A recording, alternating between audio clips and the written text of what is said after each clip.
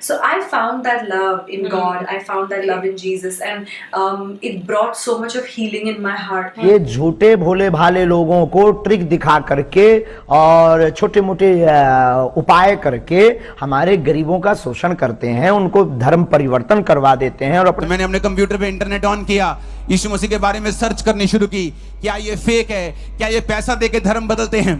जब तक ये विधर्मी लोगों के हाथ पांव नहीं कानून का शिकंजा मजबूत किया जाएगा, ये विधर्मी लगातार भोले भाले हिंदुओं को, सनातनियों को जगह जगह जाकर के प्रलोभन देकर के धर्मांतरण कर रहे हैं। आप सभी को प्रभु यीशु के नाम में जय मसीह की। तो मेरे भाई बहनों, बहुत सारे बाबा हैं जो इतने ज्ञानी होकर भी दूसरे के धर्म के बारे में बहुत ही गलत सलत बोलते हैं। मसीह लोग किसी को गलत बोलने जाते हैं, नहीं जाते। किसी के धर्म के विषय में बोलने जाते हैं, नहीं जाते हैं। लेकिन पता नहीं क्या मिलता है ये बाबा लोग को, मैं समझ नहीं पाती हूँ। पता नहीं क्या मिलता है, क्या ऐसी खुशी मिलती है, क्या उनका घर खजाने से भर जाता है जो ऐसी बातें करते हैं।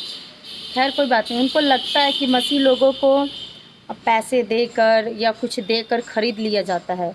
मतलब जो दूसरे होते हैं जिनको धर्म परिवर्तन करा देते हैं पैसे देकर।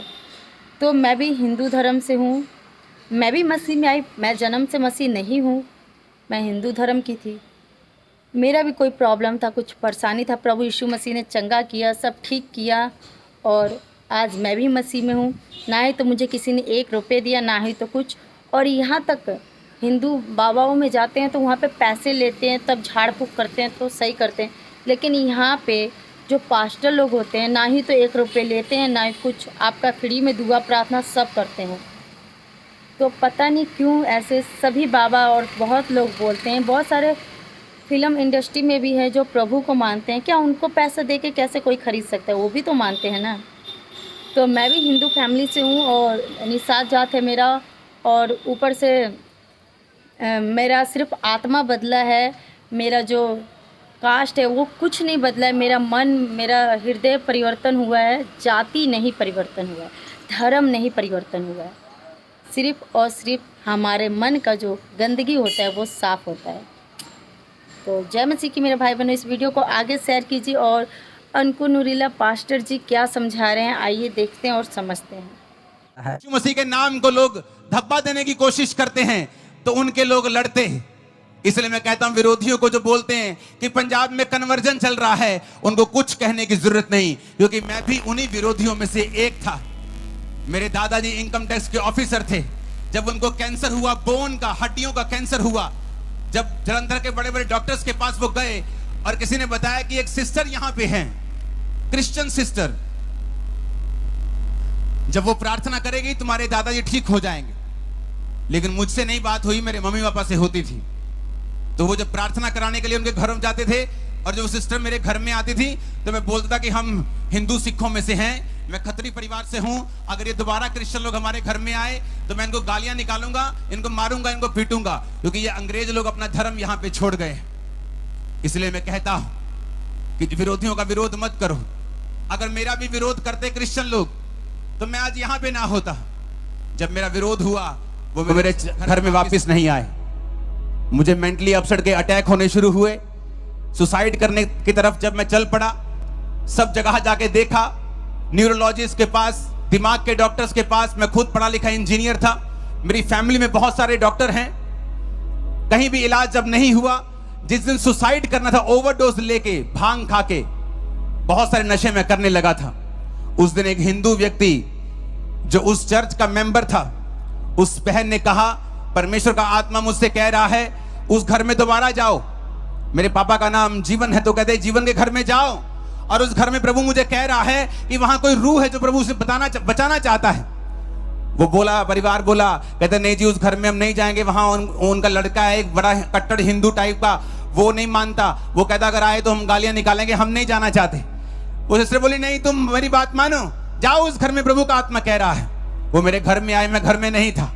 जब वो मेरे घर में मेरे बेडरूम में बैठे तो मैं नशा करके जब आ रहा था वापस अपने घर में, और मैंने अपना रूम जब खोला तो मेरे रूम के सामने वो बैठे थे।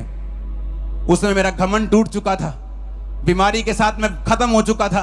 अपने घर के अंदर गया, कुछ नहीं बोला। उन्होंने मुझे बाइबल दी और कहा कि प्रभु यीशु मसीह किसी धर्म या जात को बनाने के लिए नहीं आए, वो इतना छोटा परमेश्वर नहीं है कि सिर्फ पृथ्वी की बात करे, जो कि परमेश्वर के जो खुदा ने बनाया उसके सामने बिंदी भी अगर लगा दो तो वो बिंदी भी धरती से बड़ी लगेगी। आपको ये धरती इतनी छोटी है प्रभु के सामने। उसने कहा बाइबल पकड़, जिस दिन तेरे को ईसाई धर्म नाम का बाइबल में शब्द मिलेगा उस दिन तू बाइबल पढ़नी बंद कर देना। मैंने कहा मैंने तो मीडिया से यही सुना है कि ये लोग धर्म बदलते हैं, बड़ा नेक्सस चल रहा है जी, बड़ा धर्म परिवर्तन का धंधा चल रहा है जी, बड़ा कुछ हो रहा है जी। उन्होंने कहा अच्छा, हम भी हिंदू परिवार से हैं, परमेश्वर ने हमें चंगा किया है, जिसको प्रभु अपने पास बुलाता है ये उन्हीं को मालूम है। उस दिन बाइबल पकड़ ली, रात को 8 बजे 16 अगस्त 2004 नशा करके एक घर देखा जहां वो बंदगी करते थे, वापिस आया, मेरे पे ले हैंड प्रार्थना हुई। पहली प्रार्थना में मुझे समझ आ गया था कि अगर इस धरती पे मेरा कोई हल कर सकता है तो वो सिर्फ प्रभु यीशु मसीह है। मेरे को समझ आ गई थी एक प्रार्थना में ही, हल पूरा नहीं हुआ था लेकिन एक प्रार्थना में समझ आ गई थी, क्योंकि मैं दुनिया घूमा हुआ था, कंप्यूटर इंजीनियर था, मेरी फैमिली में बड़े बड़े अफसर थे, सब जगह पढ़े लिखे लोग थे, तो मैं जानता था कि जो मैं देख रहा हूं ये फेक नहीं है। जो मैंने मीडिया से सुना, जो मैंने लोगों से सुना, वो नकली, वो गलत था, लेकिन जो मैं अपनी आंखों से देख रहा था, एक्सपीरियंस कर रहा था, वो सही था। बाइबल को पकड़ा। उस टाइम पे ब्रॉडबैंड इंटरनेट होते थे, आज की तरह इंटरनेट आम नहीं था, किसी किसी घर में होता था। कंप्यूटर आम नहीं था, किसी किसी घर में डेस्कटॉप कंप्यूटर होते थे। तो मैंने अपने कंप्यूटर पे इंटरनेट ऑन किया, यीशु मसीह के बारे में सर्च करनी शुरू की, क्या ये फेक है, क्या ये पैसा देके धर्म बदलते हैं। आज लोग बोलते जी बड़ा पैसा मिलता है जी, मैं सबके सामने बोलने के तैयार हूं, मुझे पैसा चाहिए। है कोई बंदा पैसा देता जो क्रिश्चियन बनने के? बहुत सारे लोग तैयार है मेरे पैसा लेने के लिए, एक भी नहीं। वो पास्टर जिनके तक नहीं जिनके पास होता, फिर भी वो सब कुछ छोड़ के आपको यीशु का वचन सुनाते हैं। अगर उनके पास आपको कन्वर्ट करने के लिए पैसा होता तो पहले वो स्कूटर लेते, अपना घर लेते, अपने बच्चों को सरकारी स्कूलों में नहीं डालते। वो मरते हैं, खपते हैं जीसस क्राइस्ट का प्रचार करने के लिए, आपको उद्धार की कथा सुनाने के लिए, ये बताने के लिए कि प्रभु यीशु मसीह किसी धर्म या जात को बनाने के लिए नहीं आया, वो आपको बचाने के लिए आया। अगर आप जीसस के पास आएंगे, आप कोई भी धर्म के क्यों ना हो, कोई भी जाति के क्यों ना हो। मैं अन्य जातियों में से था, इसलिए मैं विरोध नहीं करता जो लोग विरोध करते हैं। मुझे मालूम है अगर आज मैं उनका विरोध करूंगा, बड़ी आसानी से इंडियन लॉ के मुताबिक उनको जेल हो सकती है क्रिश्चियनिटी का विरोध करने के कारण। लेकिन मैं ये सोचता हूं कि अगर मैं भी विरोधी होता और कोई मुझे जेल में भेज देता तो आज मैं कभी प्रचारक न बन पाता, यीशु मसीह की कृपा का स्वाद कभी ना चख पाता। मुझे उन्होंने सहा है, इसलिए मैं आज यहां पे हूं। आप उन लोगों को सहेंगे, उनके लिए प्रार्थना करेंगे, तो वो लोग आज जहां मैं हूं कल को वो वहां खड़े होंगे, जहां आप है कल को वो वहां बैठे होंगे।